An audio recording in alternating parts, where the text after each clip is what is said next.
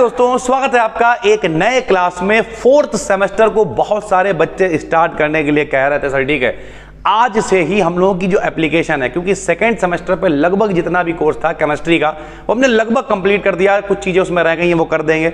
अब हम लोग सिर्फ सेकंड सेमेस्टर की फिजिक्स और फोर्थ सेमेस्टर की केमिस्ट्री पे चर्चा करेंगे।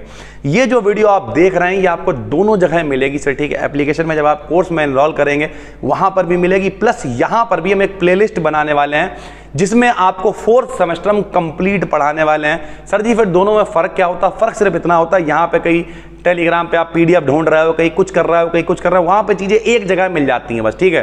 तो अगर आप गरीब आदमी हैं, नॉर्मल है, यूट्यूब पे सब कुछ मिलेगा, इस बात की गारंटी है।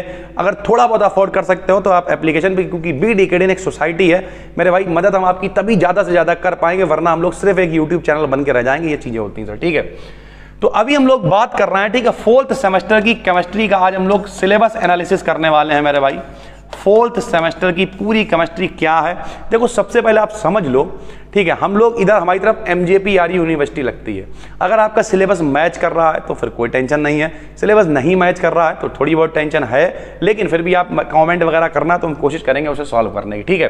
कभी कभी ऐसा होता है जो एक यूनिवर्सिटी में तीसरा सेमेस्टर है वो दूसरी में बदला, दूसरा है ये चौथा है, तो सिलेबस इधर उधर है, आप आराम से वीडियोस आपको मिलेंगी, आप उसे पढ़ सकते हो ठीक है।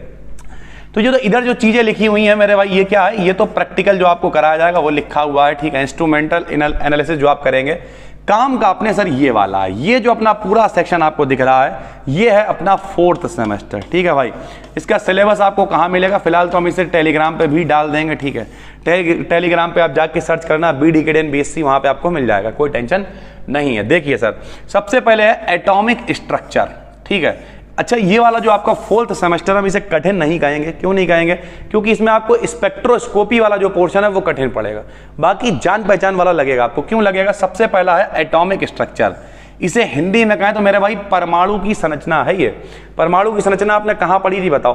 परमाणु की संरचना आपने पढ़ रखी थी 11th क्लास में, 9th में भी पढ़ रखी थी। परमाणु क्या है, परमाणु का मॉडल क्या है, परमाणु के मॉडल में नील बोर का मॉडल क्या है, रदरफोर्ड का मॉडल क्या है, पढ़ रखा सर। परमाणु मतलब एटम।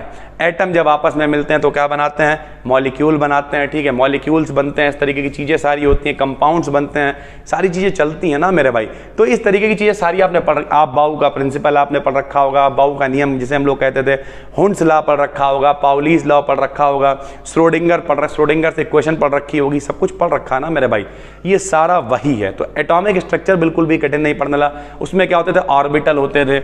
ऑर्बिटल में एस ब्लॉक क्या होता है, पी ब्लॉक क्या होता है, डी ब्लॉक क्या होता है, एफ ब्लॉक क्या होता है, ये सब कुछ आपने डिटेल में पढ़ रखा है 9th 10th क्लास में, वही आपको यहाँ पे पढ़ना है। तो जो आपका पहला चैप्टर हो जाएगा वो जाएगा एटॉमिक स्ट्रक्चर ठीक है भाई।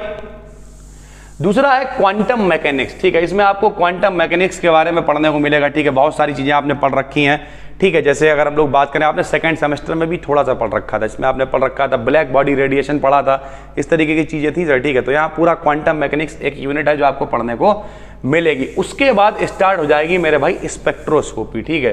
जैसे मॉलिक्यूलर स्पेक्ट्रोस्कोपी हो गई, ये पूरा अपने आप में, अब ये जितने भी हैं ऐसे समझ लीजिए ये हर स्पेक्ट्रोस्कोपी अपने आप में एक लॉन्ग क्वेश्चन बना रही है, ध्यान से समझिएगा।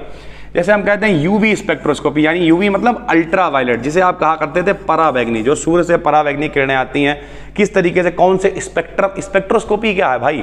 स्पेक्ट्रोस्कोपी तो एक ब्रांच कह सकते हो आप, उससे एक वर्ड निकालो स्पेक्ट्रम, और स्पेक्ट्रम का मतलब होता है समूह, ग्रुप। और सरल भाषा में ले आके अगर हम तोड़ दें, आपने छोटे क्लास में पढ़ा होगा हाई स्कूल में विबग्योर, क्या पढ़ा था बताइए?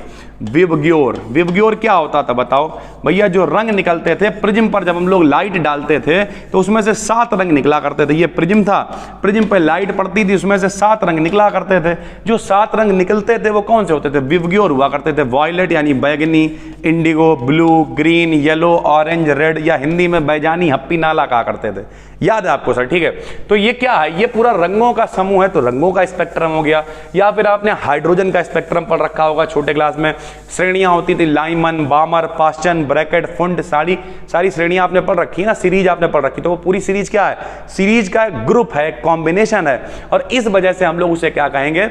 इस वजह से हम लोग कहेंगे कि मेरे भाई पूरा एक स्पेक्ट्रम है। तो स्पेक्ट्रम का मतलब होता है ग्रुप, ठीक है। तो इस तरीके से स्पेक्ट्रम का इसमें हम लोग मॉलिक्यूलर, फिर यूवी में मतलब कौन सा आ जाएगा, अल्ट्रावायलेट वाला।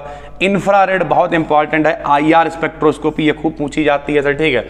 फिर एक अपने को पढ़ने को मिलेगी NMR स्पेक्ट्रोस्कोपी, ठीक है, इस तरह की चीजें। और फिर इंट्रोडक्शन ऑफ मास स्पेक्ट्रोस्कोपी, और आखिरी में आ जाएगा सेपरेशन टेक्निक्स, ठीक है भाई। तो अगर हम इसमें नॉर्मल सी बात करें तो आप जितना भी स्पेक्ट्रोस्कोपी वाला सेक्शन देख रहे हैं, ऐसा नहीं कि बहुत टाइम लग जाएगा और ऐसा भी नहीं कि बहुत जल्दी हो जाएगा, क्योंकि स्पेक्ट्रोस्कोपी वाला सेक्शन समझाने में और कराने में बहुत टाइम लगेगा। लेकिन हम लोग स्टार्ट करेंगे एटॉमिक स्ट्रक्चर। यूट्यूब पे डेली आपको वीडियो मिलना थोड़ा सा कठिन है, क्योंकि मेरे भाई आज ही आप देखिए चैनल पे 3 वीडियोस जा रही हैं, और भी चैनल हैं, बच्चों के BSc फाइनल ईयर के पेपर हैं, सारी चीज़ें हैं, बहुत सारे काम हैं। तो कुल मेरा एप्लीकेशन है, यहाँ ऑफलाइन क्लास है, बहुत कुछ है, लेकिन वीक में आपको कम से कम 2 वीडियोस जरूर मिलेंगी, ठीक है। कोशिश रहेगी जब आपके पेपर आए उससे पहले 1.5 से 2 महीने के अंदर लगभग पूरा 4th सेमेस्टर हम कवर कर देंगे। डिस्क्रिप्शन में हम लिंक डाल देंगे, और केमिस्ट्री का ही कोर्स सिर्फ अभी पब्लिश होगा एप्लीकेशन पे। जो लोग ले सकते हैं वो आराम से ले लें, बाकी लोग इंतजार करें। डिस्क्रिप्शन में प्लेलिस्ट रहेगी, उसी प्लेलिस्ट में ये वीडियो ऐड हो जाएगी और उसी में वीडियोस ऐड होती रहेंगी, ठीक है भाई। तो बिल्कुल भी टेंशन लेने की जरूरत नहीं है, मन लगा के पढ़ना है। टेलीग्राम पे सर्च करना है BDKDN BSc, वहाँ पे सारे नोट्स, सारी PDF आपको मिलते रहेंगे। बाकी एप्लीकेशन भी डाउनलोड कर ही लीजिएगा, क्योंकि जो एप्लीकेशन है उस पर भले ही आप कोर्स वगैरह नहीं लेंगे, लेकिन वहाँ पे चैट सपोर्ट है, स्टडी मटेरियल में आपको काफ़ी सारी चीज़ें मिल जाती हैं, बहुत सारी चीज़ें हैं।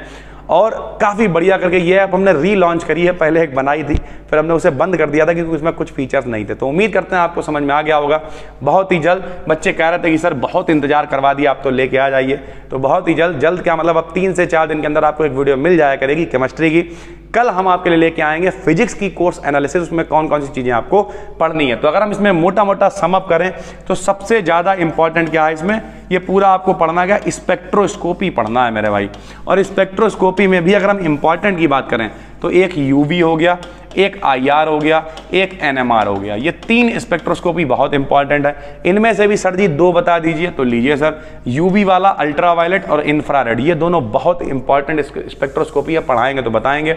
और बाकी एटॉमिक स्ट्रक्चर वगैरह सब आपका पुराना पढ़ा हुआ है 9th 10th 11th 12th का, वही आपको पढ़ने को मिल जाएगा। तो उम्मीद करते हैं आपको समझ में आ गया होगा। नए हैं तो चैनल को सब्सक्राइब कर लीजिए। हम मिलते हैं आपसे एक और वीडियो में, तब तक के लिए धन्यवाद। थैंक यू भाई।